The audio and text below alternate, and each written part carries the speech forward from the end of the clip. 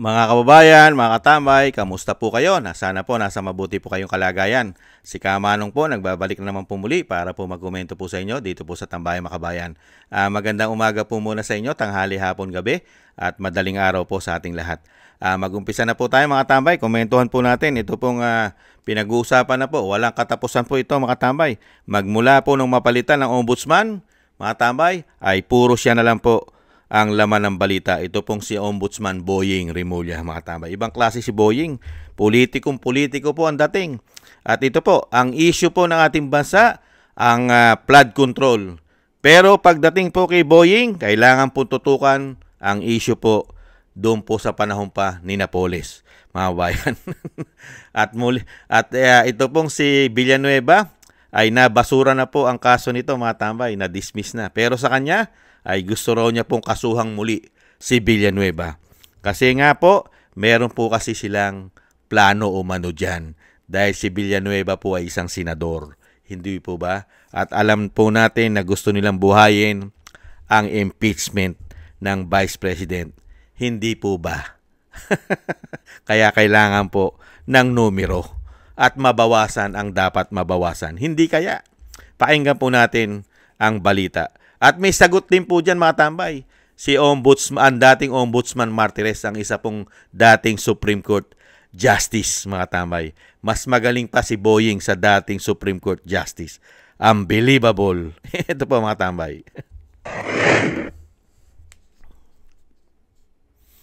Inamin naman po ni Ombudsman Jesus Crispin Boying Remulla na posibleng ihain nilang muli ang kasong graft laban po kay Senator Joel Villanueva kaugnay po ng 10 million peso po Priority Development Assistance Fund o yung PDAF nung siya pa ang SIBAC Party List Representative. Pag-aaralan pa anya nila pero ngayon pa lang ay sinasabi na ni Ombudsman Boying Remulla na walang double jeopardy dito. Double jeopardy po ang tawag sa prinsipyong legal laban sa pagsasailalim sa isang individual sa paglilitis sa ikalawang pagkakataon para sa parehong krimen. Inutos na po noong Ombudsman Conchita Carpio Morales noong 2016 na dapat masibak na sa pwesto si Joel Villanueva matapos matukoy na may pananagutan ito sa maling paggamit ng kanyang PDAF. Binaligtad naman po ng sumunod na ombudsman na si Samuel Martires ang naturang dismissal order noong 2019. Naghayag po ng pagkadismaya si Ombudsman Boying Remulla sa naturang pagbabaligtad ng kautusan na pasikreto manong ginawa. Wala anyang nakaalam sa desisyon noong 2019 maliban po kay dating Ombudsman Martires at Senator Joel Villanueva. Sa isang panayam, sinabi po ni dating... Yan po ang pinalabas po ni Boying. Wala raw po nakakaalam. Yan po, matindi. Nakapagtataka, di po ba? Tutok na tutok po sila sa 10 million nung PDAP. Pero ayaw pong tutukan at pangalanan ni Boying.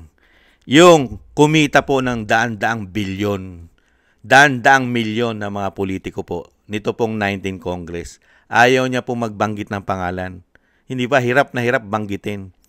You know, si Saldico, hirap na hirap pong pauwiin sa Pilipinas ng DOJ at ng Ombudsman. Di ba? Pero, pagdating po sa sinasabing sa kabilang bakod, katulad po ni Villanueva, talagang tutok na tutok po sa 10 milyon.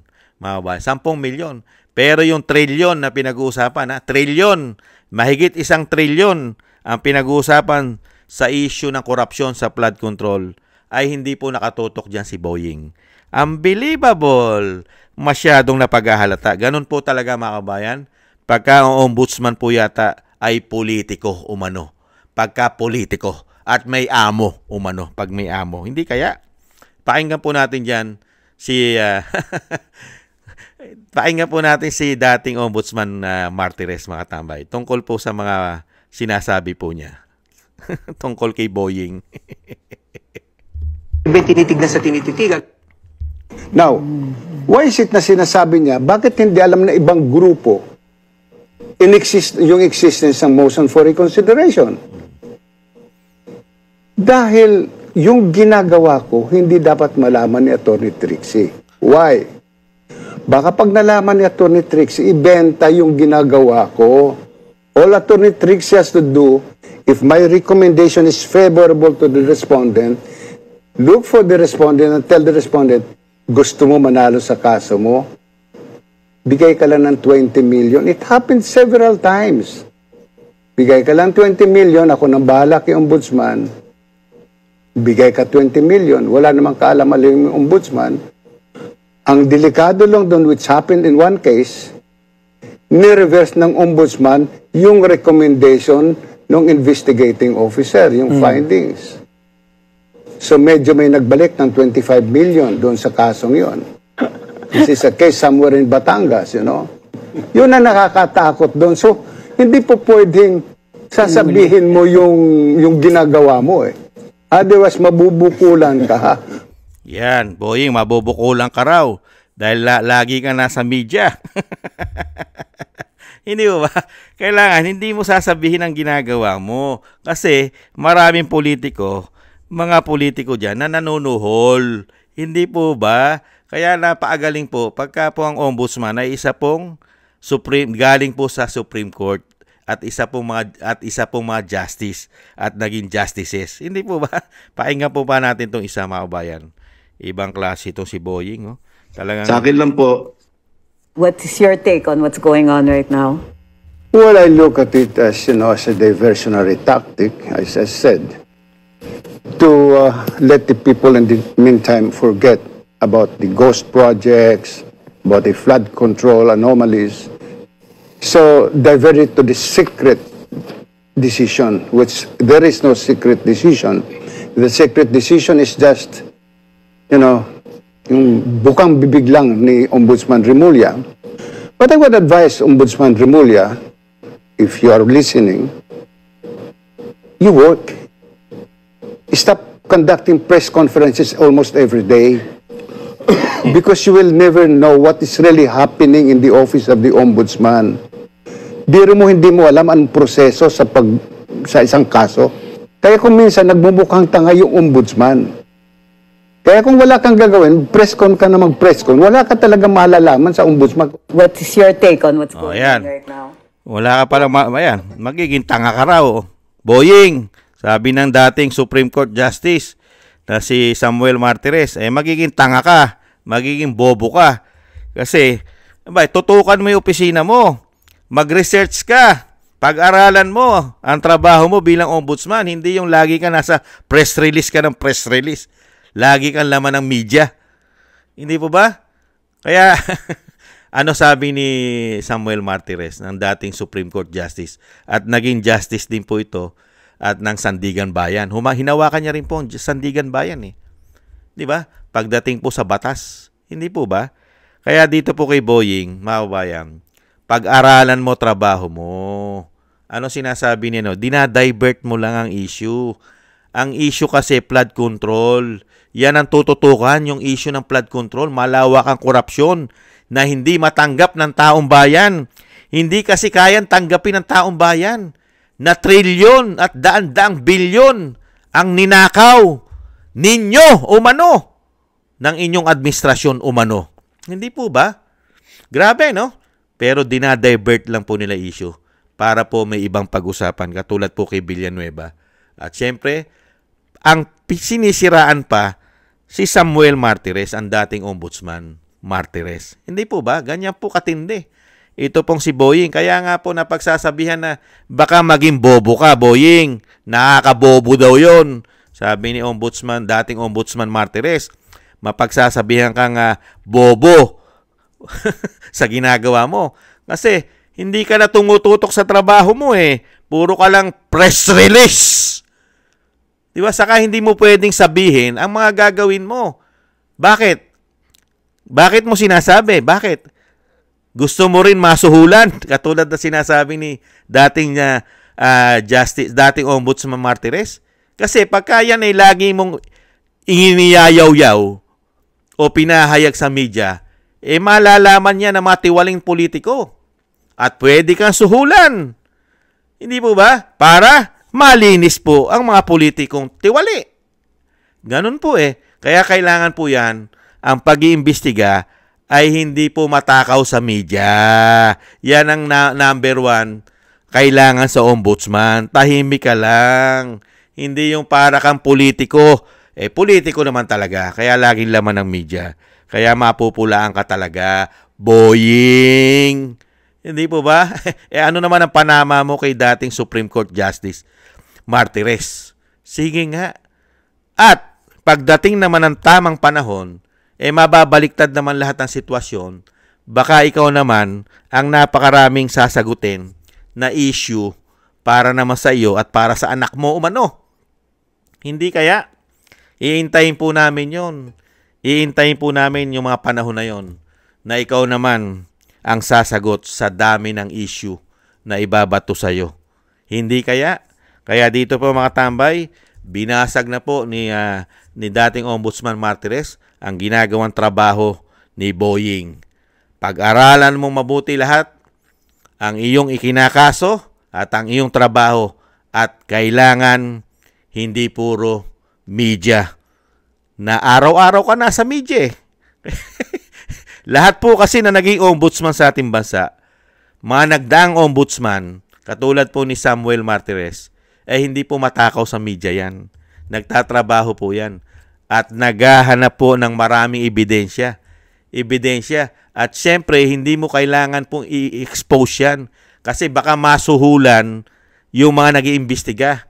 Di po ba? Masusuhulan yung mga nag-iimbestiga eh. Di po ba? Kasi si Ombudsman Martires, di ba, merong mga investigador yan eh. Pwede na suhulan yung mga mag-iimbestiga. Kaya pagka nirevisan niya yon at pinag-aralan niya, nagkakaroon ng pagkakataon, talagang nire-reject niya. Kaya nga sinasabi niya, may nagsasauli.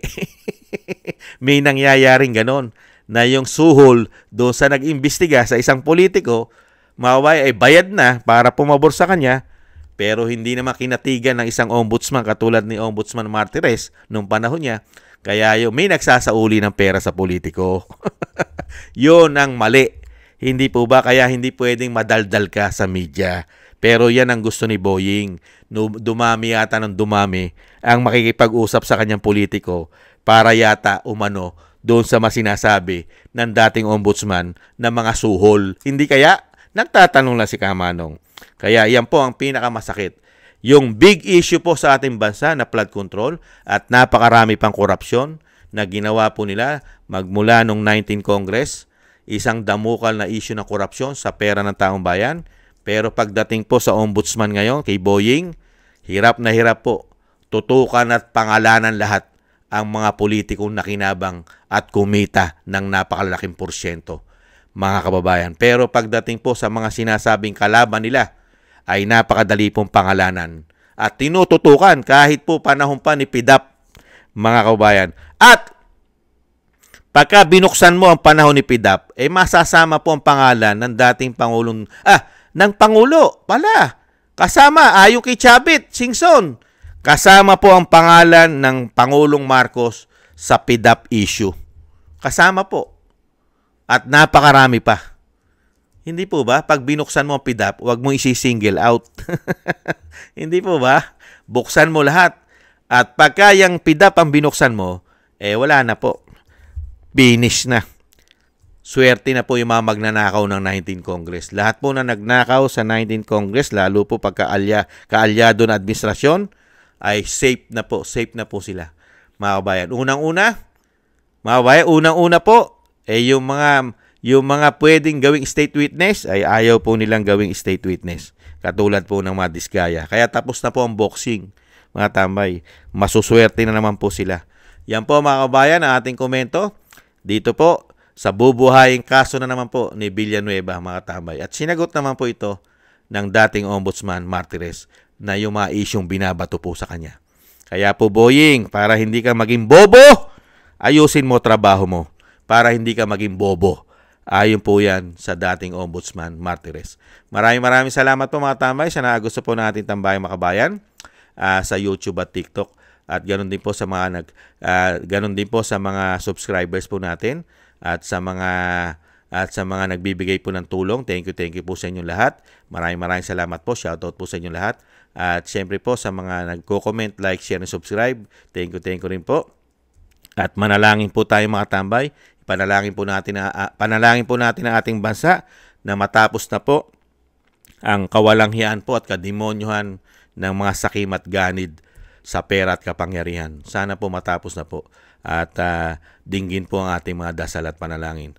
At magdasal din po tayo para po sa pag-iingat ng pamilya Duterte, ng ating Vice President, ng dating Pangulong Duterte, na sila po ay mailayo sa kasamaan. Maprotektahan po sana sila. At madugtungan pa po ang buhay at kalakasan ng dating Pangulo. At makalabas na po siya sa lalong mabilis. At tayo rin po ay manalangin at magdasal na tayo po ay maingatan at ang ating buong sambayanan. Maraming salamat po mga tambay. Ingat-ingat po. At tis-tis lang po tayo. Paalam. Bye-bye.